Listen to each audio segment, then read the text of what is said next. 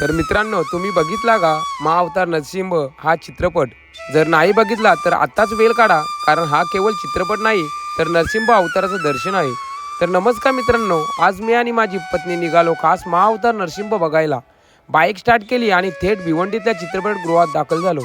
मनात उत्सुकता होती, प्रभू कधी दिसतील, कथा कशी असेल, आणि तो क्षण आला.